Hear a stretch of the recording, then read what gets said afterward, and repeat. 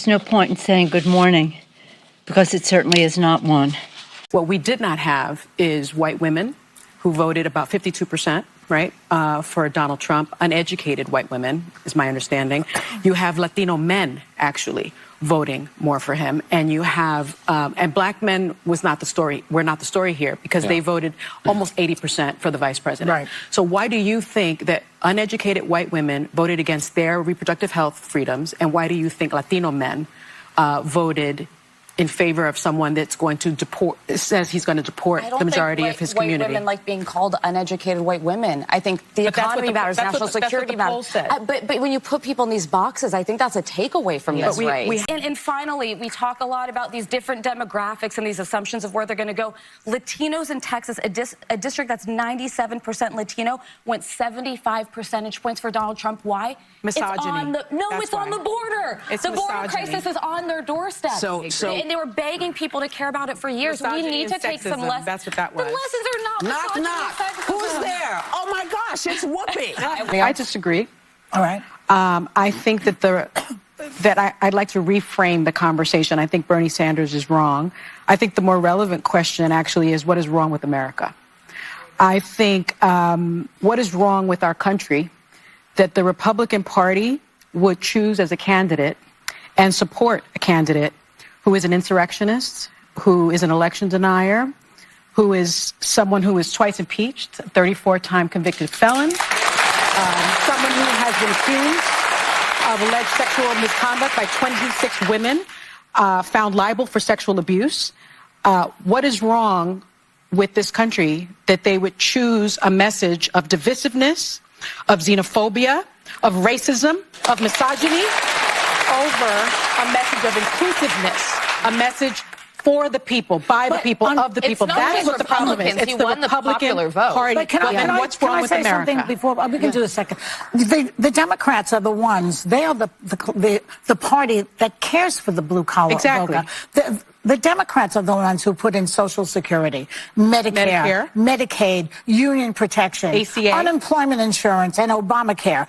The Republican Party doesn't give a rat's patootie about clearly it. they didn't convince the voters of So all I can deduce is that it's the messaging. It didn't get through to people. They're not paying attention. That's all. Yeah, because the Democrats have always been for the working people. Exactly. And the Republicans don't care about it. I think the message of the Democrats sounded elitist. You don't have value in the society. They if you don't have a college sounded that way, degree. but when you look at the proof, but Joy, it's condescending. It's condescending. There is a condescending. The way that the left speaks to its voters. It really is. A message of joy and inclusiveness? No, the message of not being educated, being dumb, and what's wrong with America.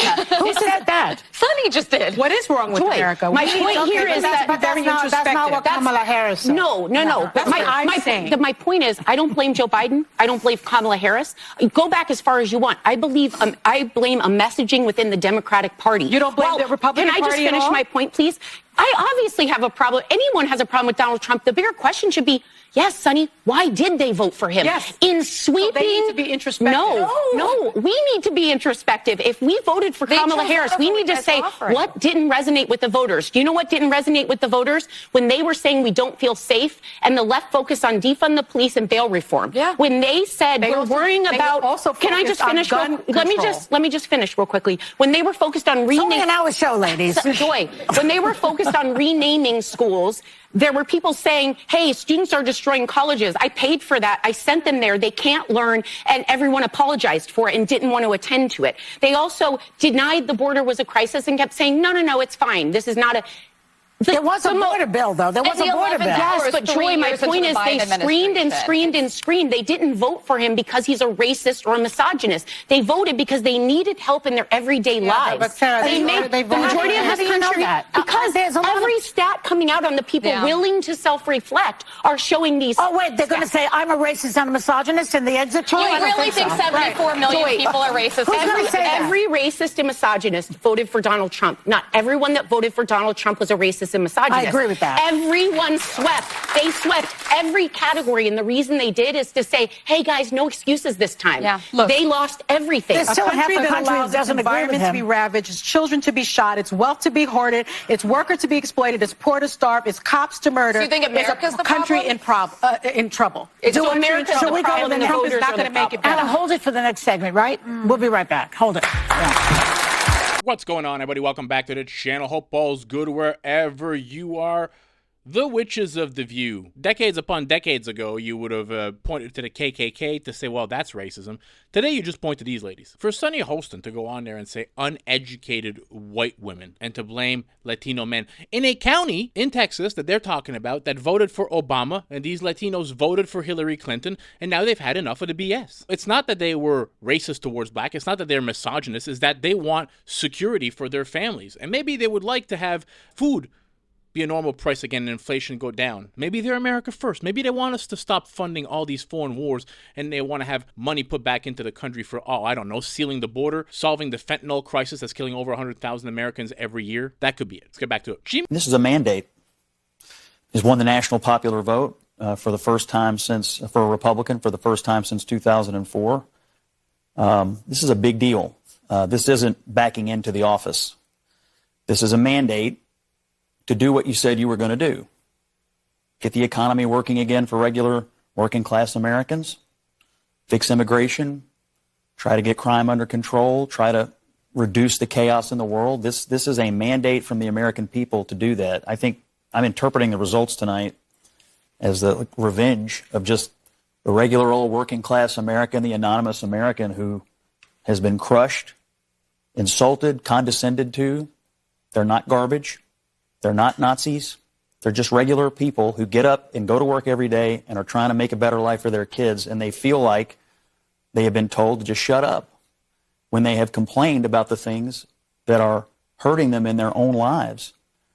I also feel like this election, as we sit here and pour over this tonight, is something of an indictment of the political information complex. I mean, we've been sitting around here for the last couple of weeks, and the story that was portrayed was not true. I mean, we were told Puerto Rico was going to change the election. Liz Cheney, Nikki Haley voters, women lying to their husbands. Before that, it was Tim Walz and the camo hats. Night after night after night, we were told all these things and gimmicks were going to somehow push Harris over the line, and we were just ignoring the fundamentals. Inflation, people feeling like that they were barely able to tread water at best. That was the fundamentals of the election. And so I think that both parties should always look at the results of an election and figure out what went right and what went wrong. But I think for all of us who cover elections and talk about elections and do this on a day-to-day basis, we have to figure out how to understand, talk to, and listen to the half of the country that rose up tonight and said, we've had enough. We are about to enter a political period that will have consequences for the rest of our lives. We cannot give up. We now find ourselves in a time in history that has precedent, and we find ourselves, I believe, in a time where there are, let's say, peers in history of mass movements of people that mobilize to protect one another in times of fascism and authoritarianism.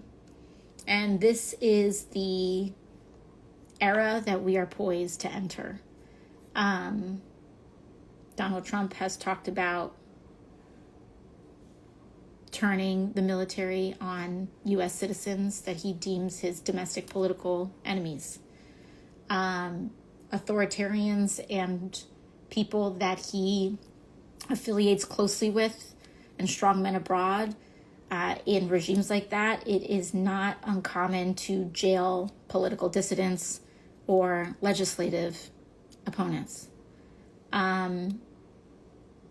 This is the world that we very realistically may be entering. Let's be honest, it was a terrible night last night. It was a terrible night for women, for children, for the hundreds of thousands of hardworking immigrants who make this country go.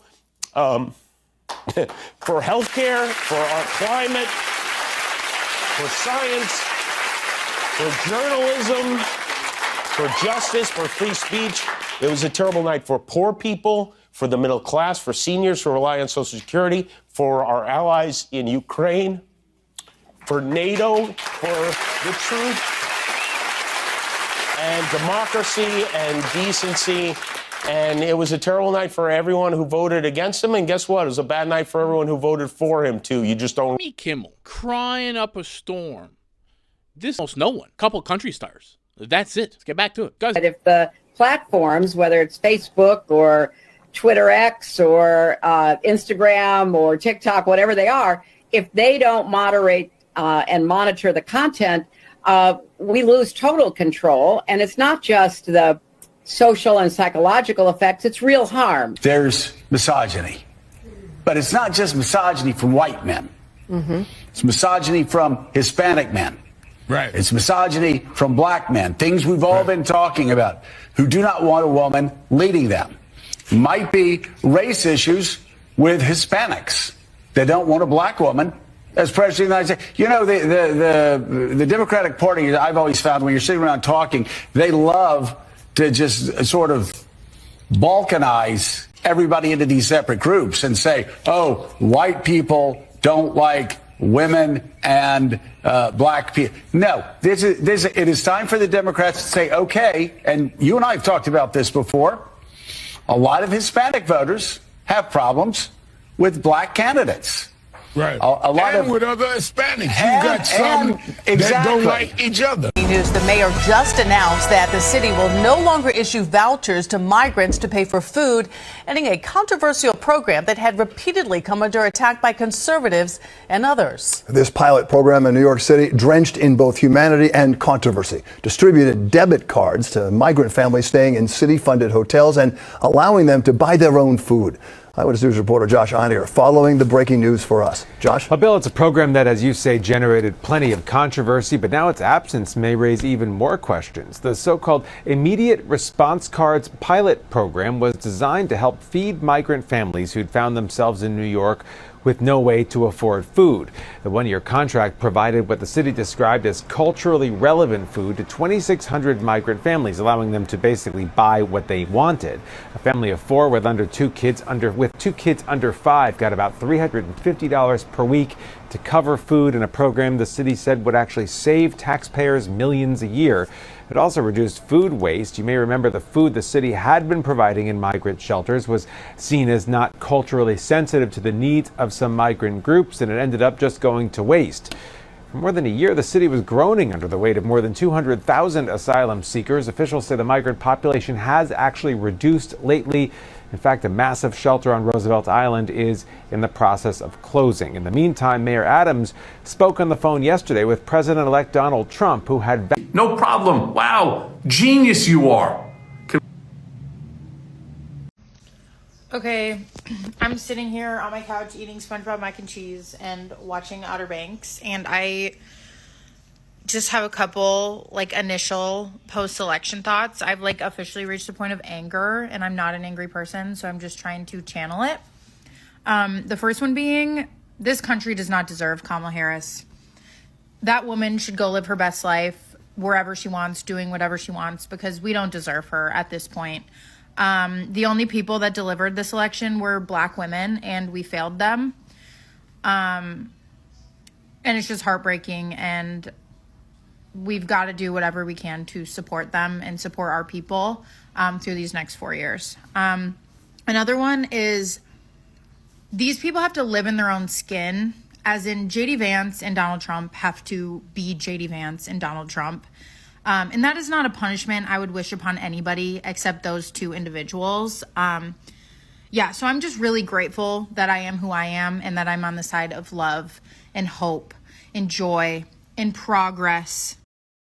particularly the media ecosystem it's not a good one, it's a negative one, it's a radicalization funnel. But what they have done in their online media ecosystem is build a radicalization engine, literally the way militant groups do around the world, that takes people from relatively low-level annoyances with the world. Why are eggs so expensive? Why is my kid learning this new thing in American history in school that I didn't learn? And then moves them through YouTube videos, through podcasts, moves them from that annoyance all the way, slowly, to a full-blown fascist politics. It's an elaborate, multi-billion-dollar infrastructure, and there is nothing like it on the pro-democracy side. We don't have when a man is just lost and lonely and not yet radicalized, we don't have the equivalent of Joe Rogan and Jordan Peterson to move that man in a feminist direction. By the way, we should educate men that it's actually really great to live with a strong woman who makes money. It's actually easier. Life is easier. But I think if you don't mind just smashing that thumbs up button for your boy, it really goes a long way into helping me out. If this is not your first time here and you're not yet subscribed, please consider subscribing to the channel. Help it grow. Now let's get to Mark Cuban. Then the decisive result of this election gives us not just an answer to the question as to what Americans want to do along those lines, it also gives us a really big to-do list as Americans. If you are an American citizen who does not want to ashcan the American system of government, who doesn't want a strongman authoritarian system where the whole government is one guy and everything else just exists to serve him, if that is not the kind of country that you want, then yesterday's election means you have more to do for your country than you have ever done before. Because now is when the rubber really hits the road, right? We don't just flip a switch and the American system of government is gone. Democracy is gone. It doesn't work like that. I mean, not to be boring here for a second, but just getting very real, we now are just another one in the list of countries that has decided to, hey, what the heck? Let's try the strongman thing. Let's let democracy go. Let's put in an all-powerful guy instead, see how it goes. There are many more countries in the world governed by that kind of a system than there are governed by ours. We are the only 248-year-old multiracial, pluralistic democracy in the world. And shall we keep it? A lot of our fellow Americans say we shouldn't. Now we know. Now we know for sure. But a lot of Americans, tens of millions of Americans, say we should keep that system, which means time to fight for it. And yes, Americans did fight for it by working on this election, by trying to get the candidate elected who was both the Democrat and the small d Democrat. She didn't win. The strongman candidate won instead. But now history doesn't end. Time doesn't stop. Now we have the benefit of knowing how this has gone in every other country that has been through a democracy to authoritarian transition. And sadly, there are a lot of them. We have the benefit of seeing what's happened in those other countries, though. And what we know is that the more ground the authoritarian takes, the harder it is to ever get that ground back. And so the first order of business is to stop them from taking any uncontested ground right from the outset. I have this sort of insatiable interest in every bit of wisdom you can impart. And as a journalist, I hear you about girding ourselves for this moment. As a human, I deleted Twitter today as an act of self-preservation, and because I was no longer able to find the things I was interested in and was seeing a lot of things that I'm not. It's not the people who deliver Trump, which is Generation X, my generation. Mm-hmm. They got a little coin in the bank. They just want a tax cut. They are not the people who are struggling. It is the people Claire described are those millennials who can't, like my kids. I have a Z and I have millennials. They can't afford their lives. We still have to help them. They're trying and they're striving. That's the people who are struggling. They took a chance on that lady. They had the faith in the future to say that this black and Asian woman could lead this country. So that's where we need to bet on the young. My generation, Generation X, the people who grew up on WWE and Hulk Hogan and Donald Trump did this. They did this. They are the ones who looked in the face of somebody who said, I want to be a dictator on day one. We did this. We did this to our kids. Our elders, our seniors, our 65 plus split 50-49 in her favor. So they washed either way. But our generation has to really take a really long, hard look, because we're not the people struggling that Claire described. It's the young people that we've now condemned to mass deportation. And it's this idea of, I want to be with the side that's waving the biggest flag. I want to fit in. And there is a huge element, to be honest, of anti-blackness in a lot of this. Anti-black Americanness specifically. And Paola and I have talked about this, that there is a part of that anti-blackness is a piece of it. Even though Enrique Tarrio, who's the head of the Proud Boys, is a black Latino, but he's down with white supremacists. Down with them.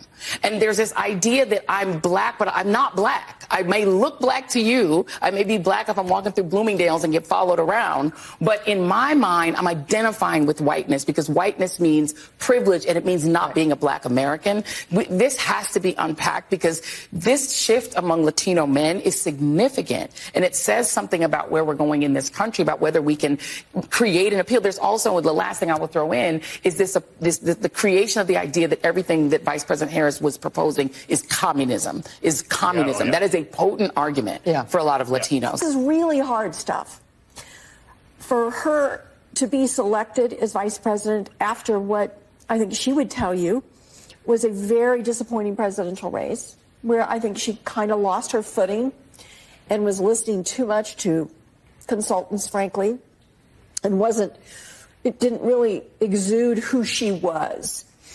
And then to be vice president and to step into the most difficult situation in the world, where she had to be completely loyal to Joe Biden and respectful of the fact that he had chosen her, but yet maneuver in a situation. I mean, such political skill. It is just inspiring.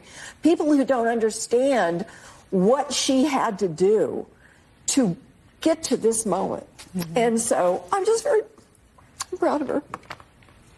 Howard, I don't want to. Well, I think it's a little weird, right? I mean, Elon Musk seems to be everywhere at all times. He's like secretary of everything, and at the same time, he's like first lady. The other day, I saw this picture of him. It was a picture of Trump with his entire family, except Melania, but Elon Musk was there. And now you hear about this. There's obviously also conflicts of interest. This is somebody who has contracts with the Department of Defense. This is somebody who has Starlink. That's a big part of what's going on in Ukraine. I find that a little weird, but as Scott said, they won. He gets to do whatever he wants, and if he wants Elon everywhere all the time, that's what's going to happen. Guys, I hope you all enjoyed this video of watching these woke leftards get their comeuppance as much as I did. They are not coping well. Joe Reid, Nancy Pelosi, somebody needs to check on these ladies. They might no longer be with us. Hope you enjoyed the video. As usual, if you did, smash that thumbs up button. Consider subscribing to the channel. Help it grow. Catch you all in the next video. Peace out, everybody.